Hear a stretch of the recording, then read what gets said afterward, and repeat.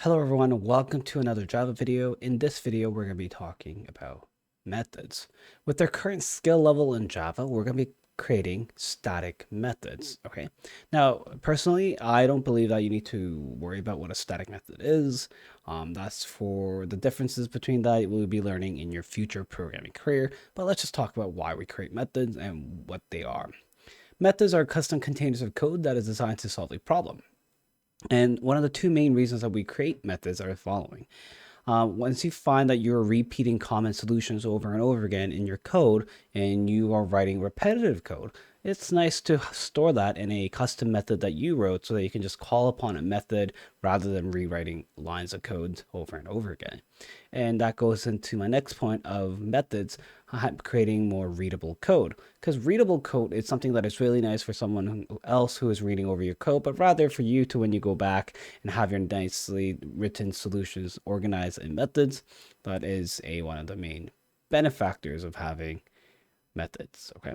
Now here's a little boilerplate. Whenever you create a method, you do want to document what you wrote. So you just want to have a single sentence explaining what the method does, making sure that you're using your multi-line commenting feature in Java. All right. You're going to talk about the parameters that were given and describe what each of them require and why the method needs them.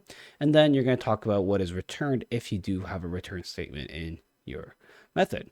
Right. So for us, we're going to have public and static keywords starting off our method creation. And these are mandatory for us at our current stage of Java programming.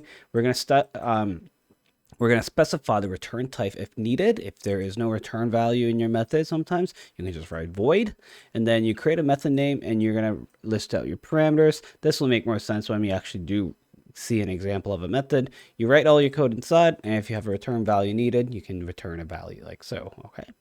So in this little program here, what I'm trying to do is get two integer inputs and then try to see if that second input is a factor from the first input. Okay. So what I've done is that I found myself repeating the same code when I want to assign num1 an integer and assign an integer to this variable called divider. Like these two involve same code, which is a little difference of like I want to output different messages or I want to print different messages. Okay. So what I've done is create a get int method. What it does is creates its own scanner object. And then depending on this parameter we've given, we print that message to indicate, hey, you're the user of my program. We're going to give you some instruction and we call that a prompt. Okay. And what we're going to do is run an sc.next line so that we can grab an integer from our terminal as a string, and then we can convert that to an integer. Well, we will, we can convert to an integer, our data type that we actually wanted. Okay. So starting off, what I want to do is document my method. I want to say that this converts a next line input to an integer and returns an integer value. I'm talking about what the parameters I have. I only have a single one. If I wanted to add another one, you can say that you can add another one. Okay.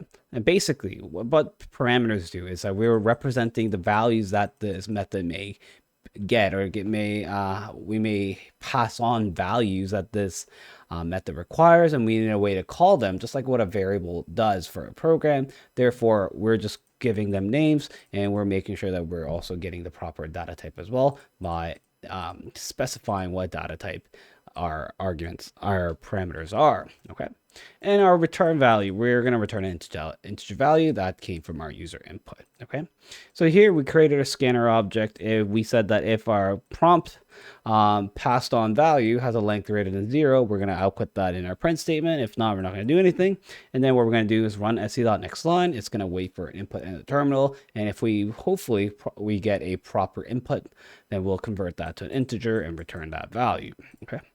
So we get a code like this. Instead of writing all this twice for num1 and divider, we get to just run this method, which is really awesome. And you can now take this into your future code where you need to do integer-based inputs in your programs in the future, right? You don't need to reinvent the wheel. So you have seen this. Now you can take that into your future code. All right, so let's see how this runs. All right, so if I were to enter 12 and enter a divisor of 4, it will say that 4 is a factor of 12. And if you notice, this message of enter enter num is written right here. That was our prompt, and we passed that on to this method called getInt. All right, by the way, we want to create our method names by using the camel casing system. All right, and then that's what it does. We are now going into this program called getInt. We execute all this and it returns an integer for us. So this 12 was inputted by se.nextLine, and then we grab that value, convert it to an integer, and we told Java to, hey, return that, so that we can say that, hey, this variable is now going to return the output of the method that you created called getInt, and it works the same way for divider.